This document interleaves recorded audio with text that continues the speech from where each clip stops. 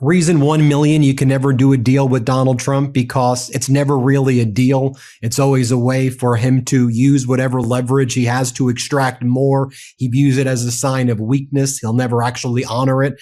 And once you're under his control, he will use that to humiliate and bury and destroy you. By the way, in his Art of the Deal book, he actually described a deal as actually being not a way to engage in good faith, but as a way to actually try to basically lure people in with good faith and sucker punch. And what we're seeing happen right now, remember the so-called deals that Donald Trump entered into with all of those big law firms early on, which bent the knee and basically agreed to like $100 million deal, a $200 million deal, a $75 million deal.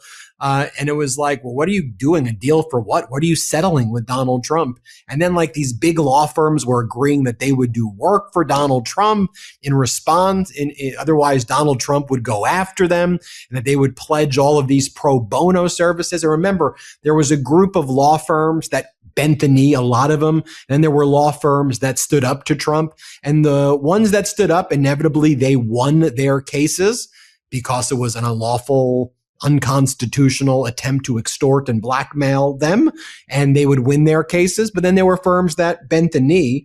And so it is notable now to see some of these firms that bent the knee, they're now being subpoenaed by the Trump regime. And a lot of the leaders of this firm are like, we thought we had a truce. Why the DOJ is subpoenaing us? What are you subpoenaing us for? And they're like, we want your communications with Boris Epstein, Steve Bannon, and others in the Trump regime. And these law firms are like, no, you don't want to see those. Trust me. Those communications, not good for Donald and not good for you. Why? Also not good for the leaders of these law firms, I'm sure, with whatever the hell they were telling Boris Epstein and Steve Bannon. Remember, Boris Epstein is Donald Trump's personal lawyer. If you read the book Regime Change, you see others in Trump's orbit warning about Boris Epstein. Keep him out, keep him out. Not, just think about that. When people in the Trump regime are like, that's a bad guy. That says a lot, right? But Boris Epstein was involved in these, so-called law firm deals. And so just to kind of remind you, so the American Bar Association, the ABA in June, remember Trump keeps on going after the American Bar Association, the liberal ABA, the ABA would be the furthest thing that I would call a liberal organization. It's not a political organization, the American Bar Association. But the Trump regime went after them with force for representing law firms who would stand up to Donald Trump, or just like standing up for law firms that would stand up to Donald Trump. They sued Donald Trump in federal court. And as part of their lawsuit, they sought discovery to get information from Boris Epstein and Steve Bannon, subpoenaing them about their communications that they had with some of the law firms that made a deal with Donald Trump. They didn't subpoena the law firms, notably. They subpoenaed Epstein and Bannon. So then Trump's DOJ sought to quash or block those subpoenas. They don't want those documents getting out there. But then the Trump regime did something very curious. They then subpoenaed the big law firms, not Epstein and Bannon. They subpoenaed the big law firms, and as part of the subpoena, demanded that the chair people, the chairman or chairwoman of these big firms, sit for a deposition in front of the DOJ where they'll get grilled by the DOJ. So now these big law firms that did a deal with Trump, they're not really even sure why the DOJ would want to do this, because they're like, why, this was not like an above ground thing. This was a kind of, this was like, why do you want to resurface all of this?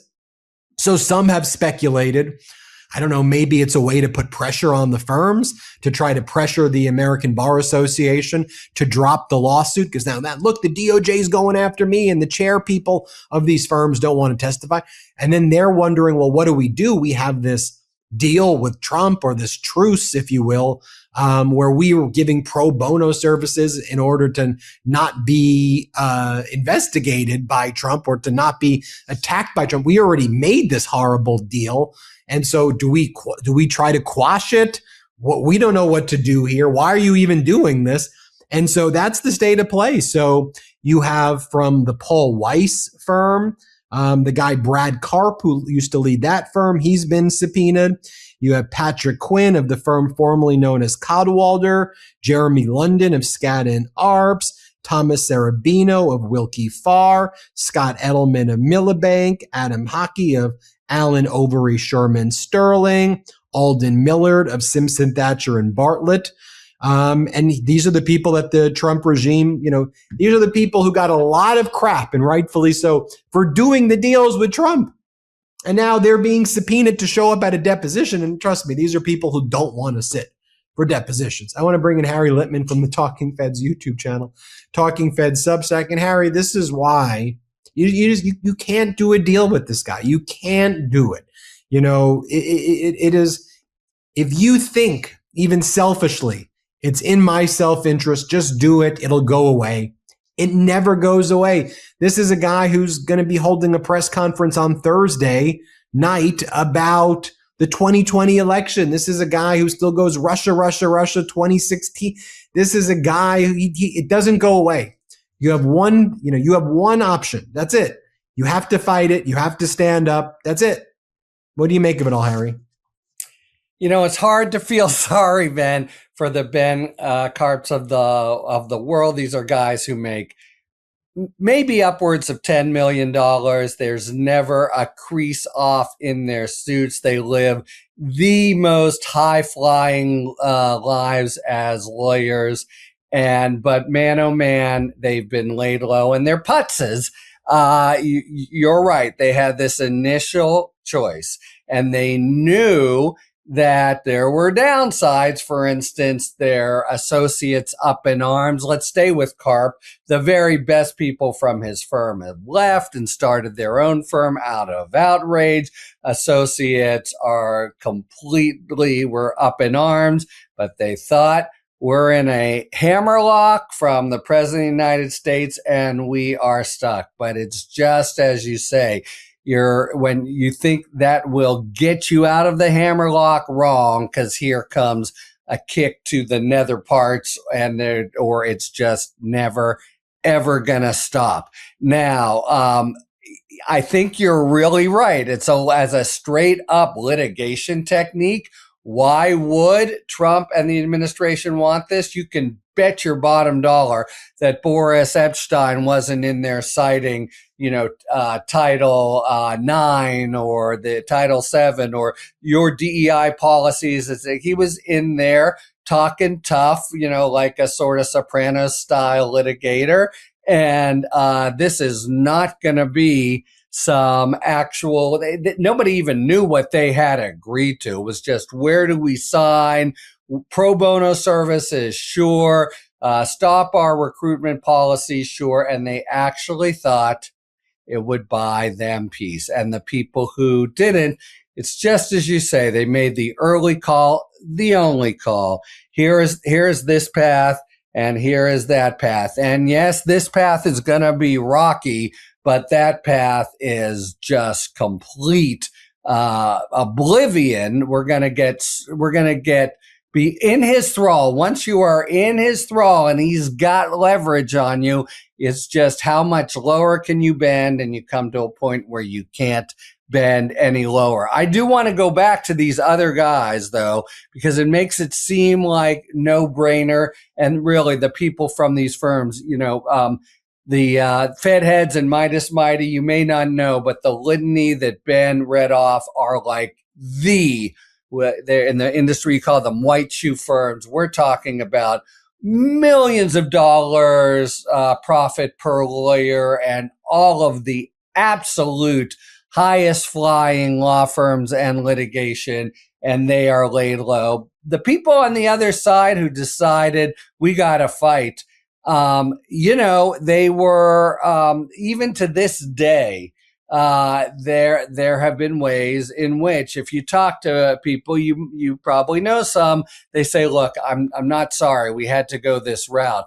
But still, they're nervous that there's a big deal. It's going to require government blessing. And because the Trump administration is corrupt and politicized, they will be treated bad when you go into the FTC or whatever. And for that reason, clients won't hire them.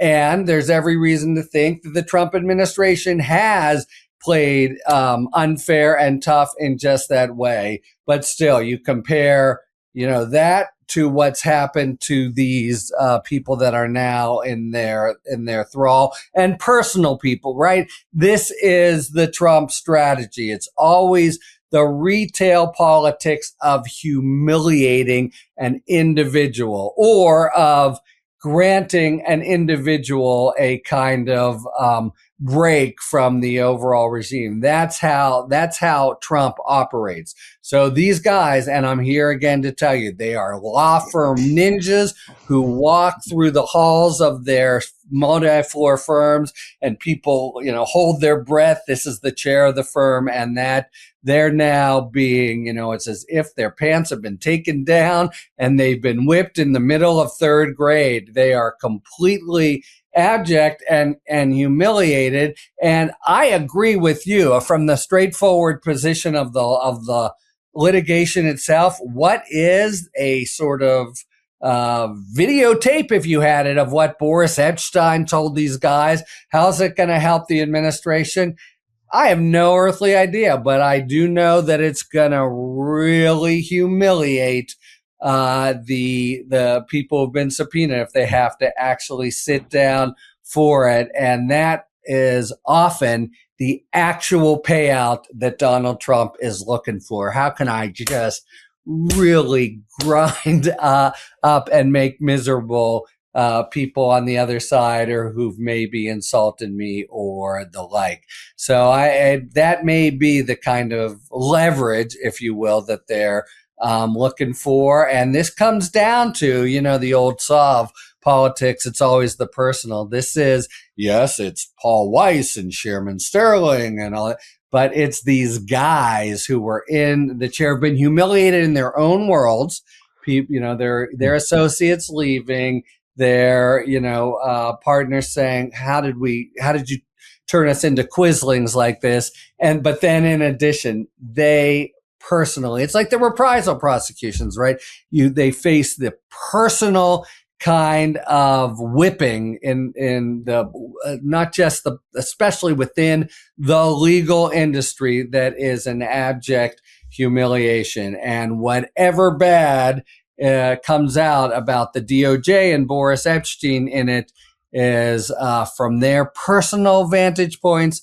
What's going to come out about them, I think, will look much worse. And they've got to be at this point terrified. I mean, I think in whatever this enterprise is, the Trump regime and the law firms at the highest level were co-conspirators in this, except only one side has absolute immunity. Donald Trump does. And everybody believes that Donald Trump is a grotesque, corrupt thing. And so it's not a shock, sadly, although it should be, that he would engage in this type of behavior. And so it is one co-conspirator now deposing their other co-conspirator, who, knowing where the bodies are buried, to bring them in, knowing that these law firms, since this happened, have done everything possible to try to lay low and just hope people forget about it and don't think about it anymore. And it just goes away and it just kind of fades, even though I don't think that will happen. That's what they've been hoping for. And so now the co-conspirator, the Trumps, are going to go to these chairs and say, well, we know what you did because we did it with you. So we're going to have you show up. Or you better use whatever influence you have. Right. Pony up go more. Tell the American Bar Association to shut this down immediately, or else we're going to blow up don't think that you get out of this. We're blowing this whole thing up right now. And, for Donald Trump personally, he sees this in the swing of all the other things that he's involved in as a small issue in Trump's personal issue. For these it's the old Animal House line, you screwed up, you trusted us. Yeah, and for these chairs of these law firms, they don't like being deposed anywhere, yet alone in something like this. It's the biggest existential thing in their lives right now, that this is happening to them. But again, this is why you can't make a deal. And the reality, what the right response though is, Harry? It's the one that they're not doing, because the one that they did is they leaked to the New York Times the story to whine and complain about it. But the real way you respond to this is you go, okay, happy to show up. Let's make it public. Call your bluff. You want me to show up and tell them what we all did? I will confess and I will say everything. It will make Boris look bad. Let's do it. And here's the cross motion for your deposition. Yeah, here's the cross motion for yours. I will show up. Happy to do it. Ask me all the questions. I will answer it all. And then, what'll happen is Trump will probably say, I don't want to do that deposition. I don't want to do the deposition. So that's the dynamic there. Anyway, everybody subscribe to Harry Litman's YouTube channel. It's called Talking Feds. Search Talking Feds on YouTube. Hit subscribe. Tell Harry that Ben says hello when you get to his channel. Thanks, Harry. Thank you, Ben. Thanks for watching. Be sure to add the MeidasTouch podcast on Apple Podcasts, Spotify, or wherever you get your podcasts for new updates every single day.